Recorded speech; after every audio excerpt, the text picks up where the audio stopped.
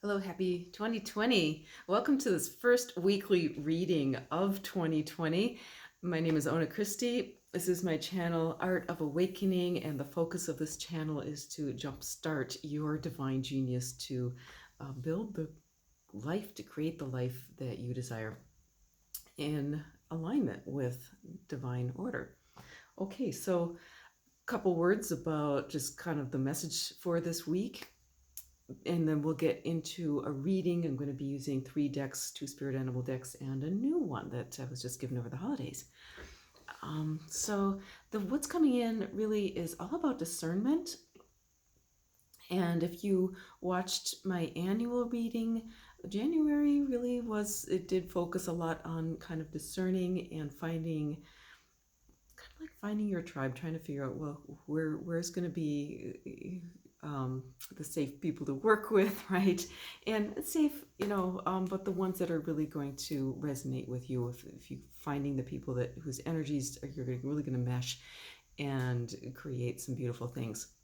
Because this year is a master year. It's a year of mastery, and for a lot of us, that's going to mean a lot of the work that we've been doing over the past years, decades, lifetimes even, is going to start coming into fruition, but it's going to require discernment, okay? Because it's always going to be our choice. Each choice that we make is building into this thing that we're creating, right? And we're creating everything that you see around you is like we are individually and jointly kind of manifesting all of this stuff. Okay, so how does that work? It really boils down to simplicity. All the complexity in the universe is made up of very simple things. And a really good analogy is like machine language. So if you turn on your computer and you see all that digital awesomeness, just everything digital on there, it all boils down to zeros and ones. And spiritually, we have a very similar thing happening, right? It's positive, negative, right? And so there's a lot of ways to look at that, the yin and the yang and so forth, but you can really simply think about it in terms of choices and in terms of discerning the energies around you. So when you come into any kind of situation, you can really feel into, does this help me to feel more expansive and alive and uplifted, or does it start to feel constrictive or dragging you down? And keep in mind that this can be, it's not necessarily going to line up completely with like the emotions, because you can have this emotion of love, right? We recognize that, but love can spin either way, right? It can feel extremely beautiful and expansive and just wonderful, right? And that's where it's spinning in this wonderful direction. Or it can kind of feel wonderful, but then if you kind of take a look back and you find that you're fretting and you're agonizing over this, you think it feels wonderful, but if you really think about it, it's like that pain of love, right? That's the negative spin, when love starts to take the negative spin, okay? And that's sometimes that just means that we have to really pay attention to how we're approaching whatever it is that's bringing on the love. Sometimes we need to just maybe communicate more or something like that and get it spinning the other way. Sometimes it's just going to keep spinning, and we need to maybe work on ourselves or take a step back and say, hey, that's not for me. But it takes a lot of consciousness in order to do that, because the emotions are designed to be what kind of brings us into action. So I'd say this week, really good one to keep an eye on those emotions, especially because we have a full moon coming up on Friday. It's a full moon in Cancer, which is a water sign. It's emotional. It has a lot of connections with like home and family and so forth. And not just the full moon, but there's a full lunar eclipse happening on on Friday as well, which is going to intensify everything. So being very discerning this week, especially around emotions, will help things to keep on an even keel. Okay, so I'm going to pull 3 cards for this week, and we'll just see what the spirit animals want to say. The third deck is not a spirit animal deck, but I think it's going to help to clarify and bring together whatever the animals bring in. The first deck, I am using my own deck. It's the Spirit Animal Awareness deck. I'll leave the link to this one below if you want to purchase a copy. I have a few left. I'm going to have to order more soon. And the animal is Bison. All right. So this is a white buffalo. Okay, so this is really the sacred aspect of it. And there's a lot of, like, the whole story of the white buffalo is beautiful. You might want to spend some time with that today. Look it up.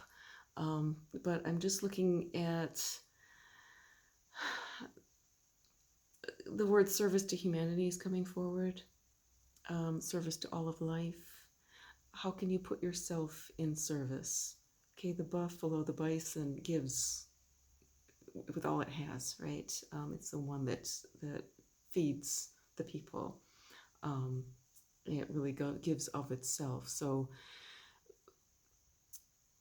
this is also going to require discernment, because when you're a giving person, sometimes we get in a situation where people take advantage of that.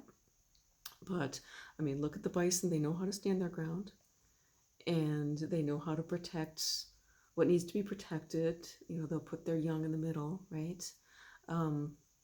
So there's this balance between the two. So this is service, but service by standing true to yourself.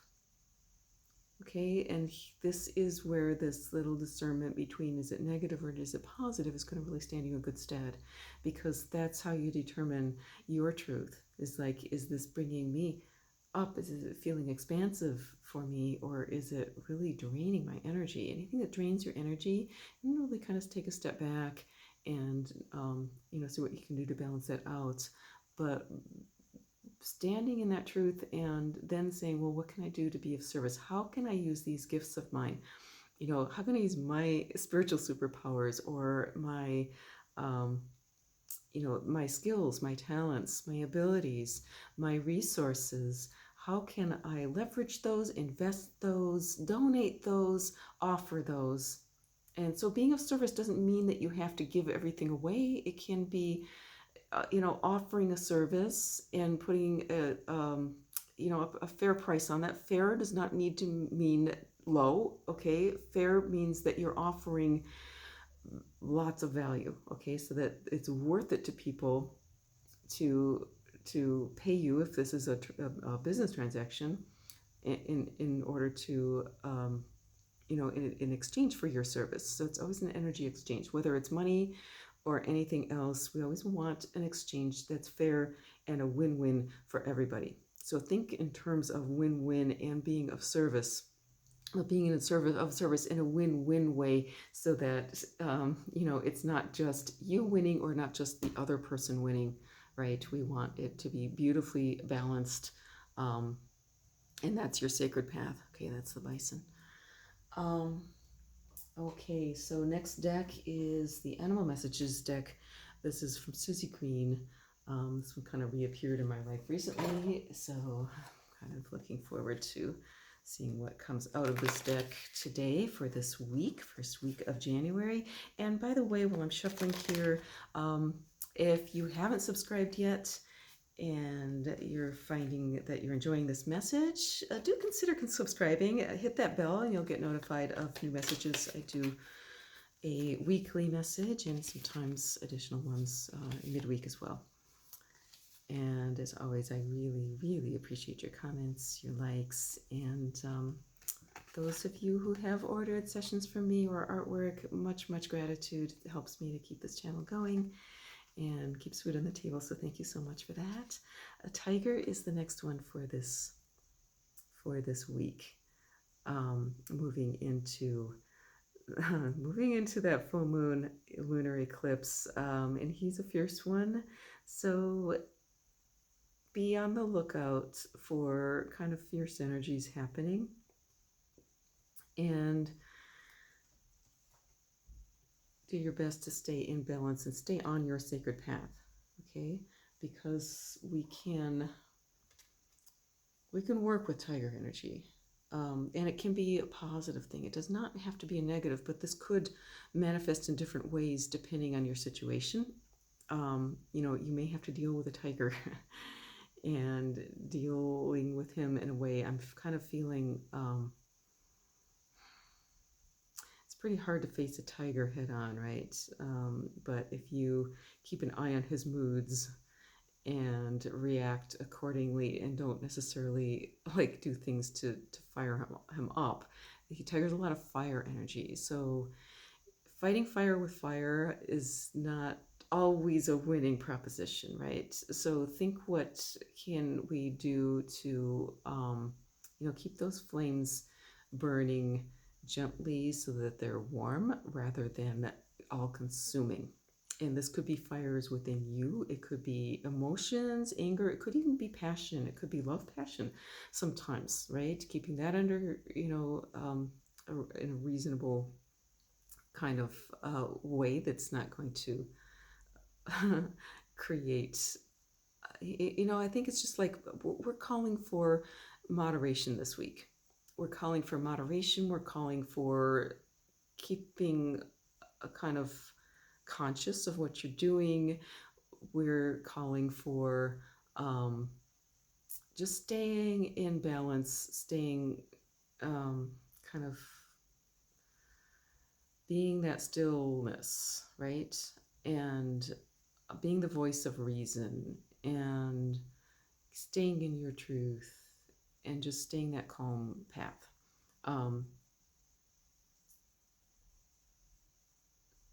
Breathing, keeping that breath going and steady, right? Because the tiger, whether it's whatever kind of passion it is, that can be a very positive thing, right? But when it goes raging out of control, then it can be difficult to deal with. Tiger can be extremely, if you think of the hunter version of being able to get what you want, right? So this can be positive energy for manifesting your desires this coming year, but we just want to make sure that we're this week, any kind of emotional, I'm thinking it's really about the emotions this week, right? Really working those emotions in a way that's going to be positive and keep everything spinning in that positive direction. This calls for alchemy. I'm going to be very curious about this next deck, what card's going to come up. It is the Wisdom of the Hidden Realms deck, brand new one for me.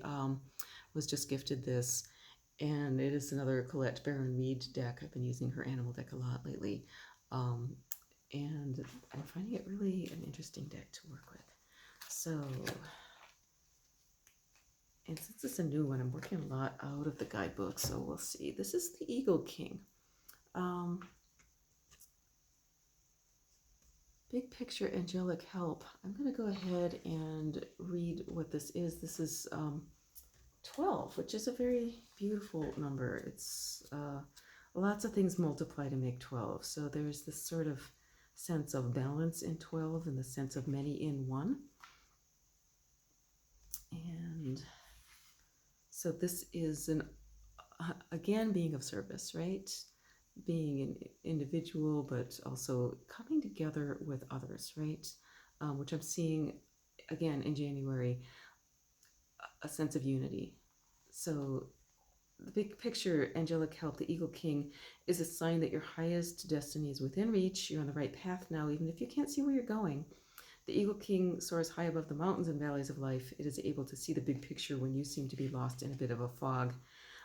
Takes the prayers up to the sun and releases them to the divine. They'll be answered for the highest good of all.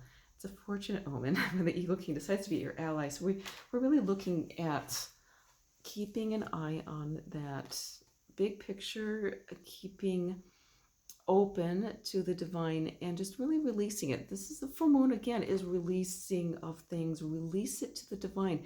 You'll have desires for this year. We've all probably made resolutions and things that we are desiring to happen. Great, we've gotten that clarity. You know, that's that clarity, the eagle eye, right? But it's time to release it. And because we can get so gripped onto this idea of what it is that we want, and we can get really fixated on it's got to look like this, right? Or now we got to feel like, oh my God, how's it going to happen? How's it going to happen? How's it going to happen? It's going to happen this way, this way. This was okay. We can get really super controlling over our planning. And this is just saying, hey, look, you got your clarity. And now give it to God. Give it to Source, give it to the angels, and let them show you what's going to be coming in. Let them look for the signs, look for the synchronicities, listen to your dreams, listen to your intuition, and that angelic help is there, okay? And also the trust, right? Having faith that, keep that big picture in mind. And again, you may not see it, right now, because a year's a long time and we're just starting out. So these are kind of two different messages, but they come together in it. Okay, so we've got the one message of being very discerning, or watching out for, is our negatives, our energy is going negative or positive, and maintaining just an emotional balance. And then this other message of, having that big picture and just trusting, having that faith, right?